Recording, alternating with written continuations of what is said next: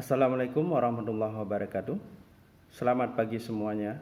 Perkenalkan saya Subhan, dosen pada program studi Teknik Logistik Universitas Maliku Saleh. Saya mengajar mata kuliah di bidang konsentrasi Logistic Information System and Artificial Intelligence. Ada beberapa mata kuliah yang saya ampu di prodi saya, di antaranya adalah Algoritma dan Pemrograman Komputer, Enterprise Resource Planning atau ERP, pemrograman R, SQL, Python, dan juga perancangan sistem informasi. Pada video kali ini, saya akan menjelaskan tentang salah satu mata kuliah yang saya ampu, yakni Algoritma dan Pemrograman Komputer dengan bobot 3 SKS. Penjelasan saya akan meliputi 3 aspek dalam pengajaran yang sering diistilahkan dengan DIA, yakni Delivery, Interaction, dan Assessment. Sebelum menjelaskan tentang DIA ini, saya akan memaparkan tentang deskripsi singkat mata kuliah dan juga luaran yang diharapkan serta materi yang diberikan. Baiklah, mata kuliah Algoritma dan Pemrograman Komputer merupakan salah satu mata kuliah yang memberikan dasar ilmu pemrograman komputer kepada mahasiswa dan lulusan agar mereka memiliki kemampuan dalam memecahkan permasalahan yang dihadapi dengan menggunakan program komputer. Materi kuliah ini mencakup algoritma dan implementasinya dengan menggunakan bahasa pemrograman Python, penggunaan librari Python dalam pembuatan program komputer, konsep pemrograman OOP, dan penggunaan web framework. Dengan mengikuti mata kuliah ini, mahasiswa akan dapat menguasai beberapa hal sebagai berikut. Yang pertama, mahasiswa akan memiliki kemampuan dalam menyelesaikan permasalahan dengan menggunakan algoritma. Yang kedua, mahasiswa mampu menguji algoritma yang dibuatnya dengan bahasa pemrograman. Ketiga, mahasiswa menyadari manfaat penggunaan librari dalam menyelesaikan sebuah program komputer. Keempat, mahasiswa dapat membuat sebuah aplikasi dengan bantuan librari dan framework. Untuk mencapai kemampuan akhir tersebut, mahasiswa akan diberikan 10 topik materi yang akan dipelajari dalam 14 kali pertemuan. Di antaranya adalah yang pertama, algoritma dalam pemrograman komputer. Yang kedua, struktur dasar algoritma. Yang ketiga, algoritma deskriptif, flowchart, dan pseudocode. Yang keempat, dasar-dasar pemrograman dengan bahasa Python. Yang kelima, bagaimana bekerja dengan Python. Yang keenam, paradigma pemrograman struktural dan modular. Yang ketujuh, paradigma pemrograman object oriented. Yang kedelapan, karakteristik object oriented programming. 9, librari dan penggunaannya, dan terakhir 10, web framework dan penggunaannya. Nah, setelah kita tahu gambaran singkat tentang mata kuliah algoritma dan pemrograman yang saya ampu, selanjutnya saya akan menjelaskan tentang delivery, interaction, dan assessment atau disingkat dengan DIA. Delivery atau penyampaian materi pembelajaran dilakukan secara tatap muka langsung di kelas untuk dapat langsung berinteraksi dengan mahasiswa sehingga suasana lebih hidup. Namun demikian, untuk menyampaikan materi yang mana mahasiswa perlu belajar secara mandiri, maka saya akan memberikan bahan tersebut di website LMS seperti misalnya Google Classroom. Dengan demikian, mahasiswa selalu dapat mengakses materi dimanapun mereka berada dan kapanpun mereka ingin belajar, baik secara individu maupun secara berkelompok. Berkaitan dengan materi pembelajaran tersebut, saya selalu mencari bahan-bahan pembelajaran yang selalu up to date yang berasal dari internet, misalnya dari website MOOC atau Massive Open Online Course, semisal Big Data University, MIT Open Course, DQ Lab, dan lain sebagainya. Di sini, materi yang saya pilih berdasarkan topik yang relevan dengan RPS yang telah saya susun. Mahasiswa akan saya instruksikan untuk mengerjakan terlebih dahulu kuis yang ada di dalam MOOC tersebut sebagai pretest. Kemudian di pertemuan kelas nanti saya akan membahas kembali materi tersebut serta memberikan tugas yang berkaitan sebagai bentuk evaluasi pembelajaran atau post-test. Metode pembelajaran yang saya terapkan dalam mata kuliah ini mengedepankan pendekatan interaktif sehingga dapat menghindari kebosanan mahasiswa jika dosen terus mengajar di depan kelas. Bentuk pembelajaran untuk mata kuliah ini menggunakan 3 metode sebagai berikut. Metode yang pertama, discovery learning, di mana mahasiswa diberikan sebuah topik untuk didiskusikan dan dibahas, kemudian dosen akan memberi ulasan atas jawaban mahasiswa tersebut. Metode yang kedua adalah collaborative learning, di mana mahasiswa akan berusaha mengerjakan tugas secara berkelompok, namun jawaban yang diberikan harus kreatif, tidak boleh sama persis antara mahasiswa satu dengan yang lainnya. Yang ketiga adalah metode project-based learning, di mana mahasiswa diminta mengajukan sebuah ide aplikasi yang akan dibuat nantinya dengan menggunakan bahasa pemrograman yang sudah ditentukan, yakni bahasa Python. Setelah menjelaskan tentang delivery, selanjutnya saya akan membahas tentang interaction. Interaksi dengan mahasiswa biasanya saya lakukan dengan tatap muka di kelas, sehingga di sini pendekatan student-centered learning selalu menjadi perhatian saya, di mana mahasiswa dapat belajar dengan langsung mencoba atau learning by doing. Biasanya, PowerPoint yang saya siapkan saya gunakan untuk memperjelas pemahaman jika materi yang diberikan terlalu sulit dipahami oleh mahasiswa.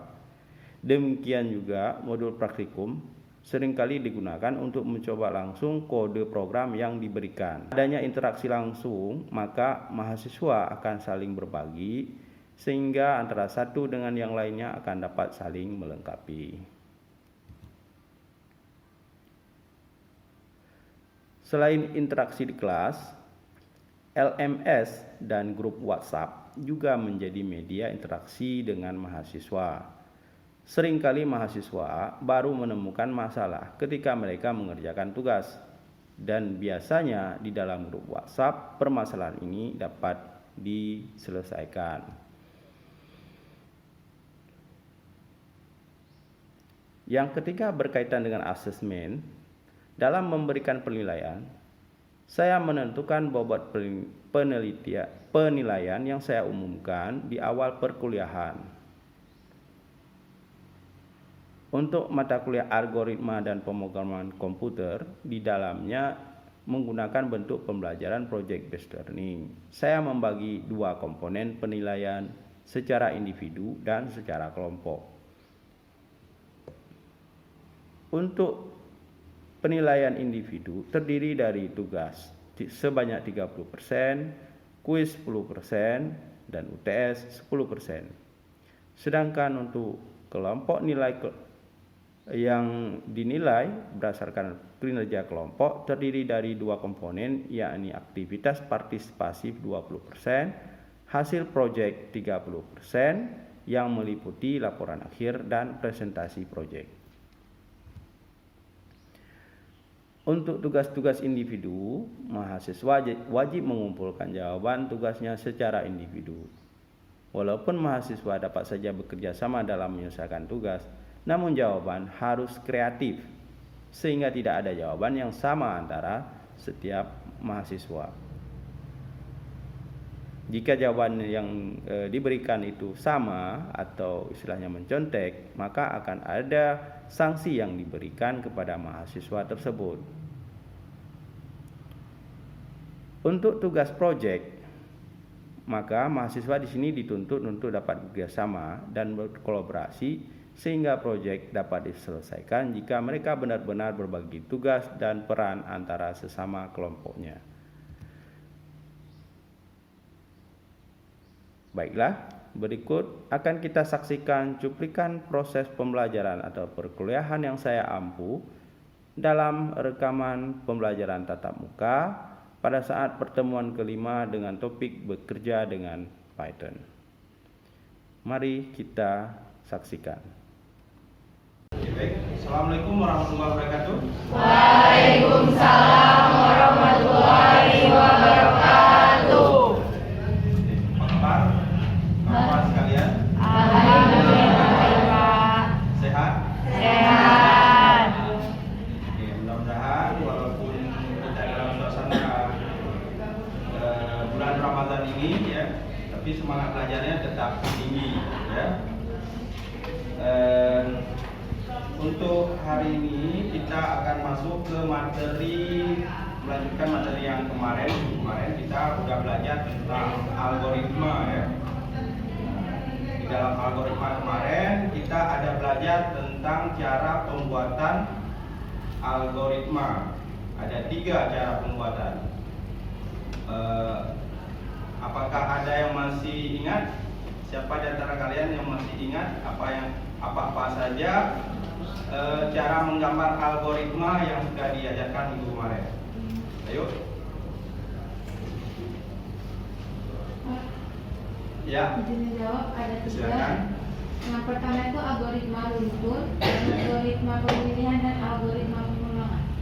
Ya, bagus sekali.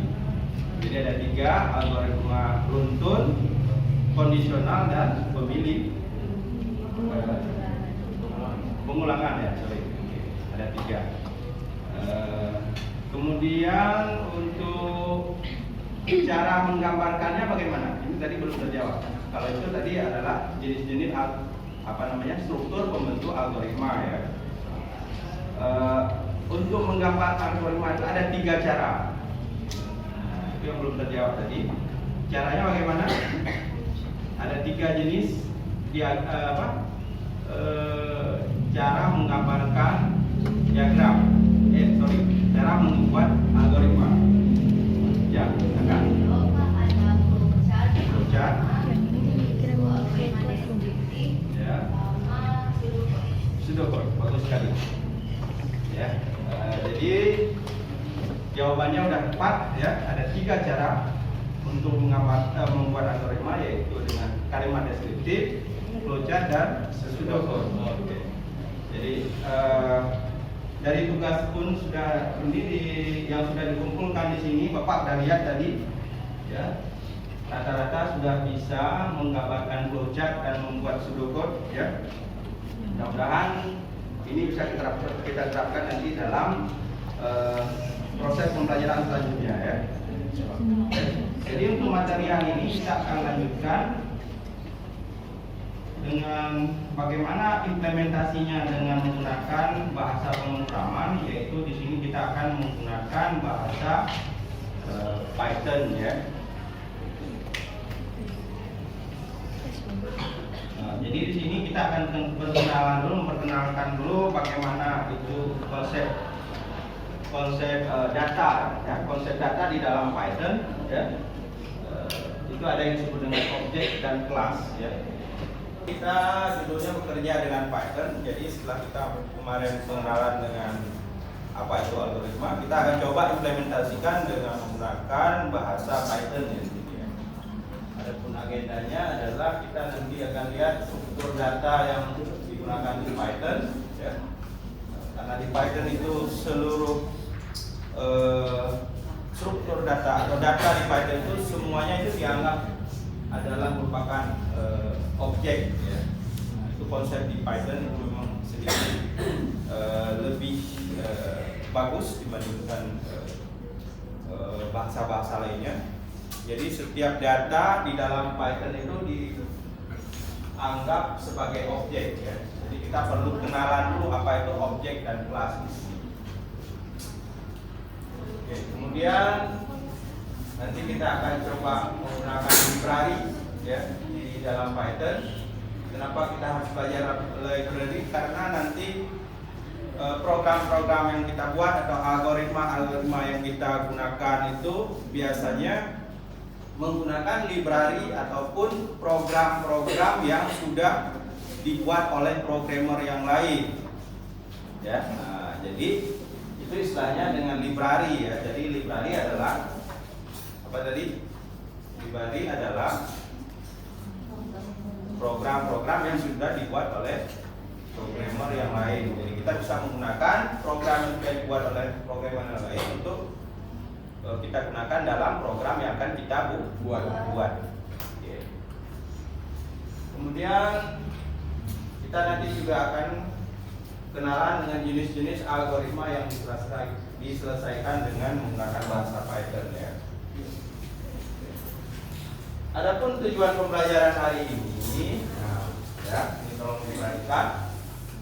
Mahasiswa nanti harus bisa mengenal struktur data di Python, itu wajib ya. Karena apa? Kalau kita nggak kenal struktur data, maka kita nggak akan bisa menggunakan program Python ini dalam menyelesaikan masalah, dalam membuat algoritma nanti ya. Oke, kita lanjutkan ya dengan tujuan pembelajaran yang ketiga ya. Nah, di tujuan pembelajaran ketiga nanti itu mahasiswa dia harus mengetahui jenis-jenis algoritma yang umumnya digunakan ya. Nah, jadi kita akan belajar apa-apa aja algoritma yang sering digunakan di dalam penyelesaian sebuah masalah ya. Pertama kita akan masuk dulu apa itu objek ya, objek dan kelas. Di sini tipe data di Python itu sangat banyak. Apa-apa aja kemarin kita udah belajar ya, udah mungkin juga dalam tugas kemarin juga itu ada sudah mencakup tipe-tipe data seperti integer ya, masih ingat ya?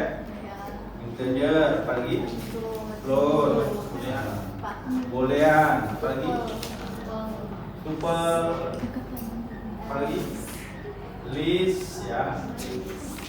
Dan banyak lagi string juga ya, string yang paling penting adalah string. Jadi tipe data di Python sangat banyak. Kenapa begitu? Karena tipe data ini nanti akan sangat mendukung dalam pembuatan program ya. Misalkan integer ya, bilangan bulat ya. Kemudian float, bilangan pecahan atau desimal ya. String ya, bikin kalimat-kalimat ataupun tampilan pesan ya. Kemudian list, ini tipe data yang bisa memasukkan beberapa data lain di dalam list ini ya. Sehingga nanti kalau misalnya kita mau bikin sebuah profil ya, ataupun biodata dari seseorang, kita bisa masukkan dalam sebuah list ya. Kemudian ada dictionary ya, kemudian boolean ya, seperti tadi sampaikan dijawab oleh Bima tadi ya, ada false dan true ya. Jadi yang disebut dengan objek di sini adalah suatu contoh dari sebuah kelas. Jadi kita lihat ya, contoh kelasnya adalah manusia. Nah, yang menjadi objek itu adalah contoh dari manusia itu apa? Ada yang namanya manusia yang berjenis kelamin laki-laki ya, ada yang berjenis kelamin perempuan. Nah, itu disebut dengan contoh ya, contoh atau kelas. Jadi contoh dari sebuah kelas manusia tadi ya. Oke. Kemudian nanti bisa juga kita turunkan objek ini, misalkan kalau misalnya kita anggaplah ya begini ya. Ini manusia dia bisa wanita, bisa pria ya. Nah, Nanti ini bisa kita turunkan menjadi beberapa yang namanya objek ya.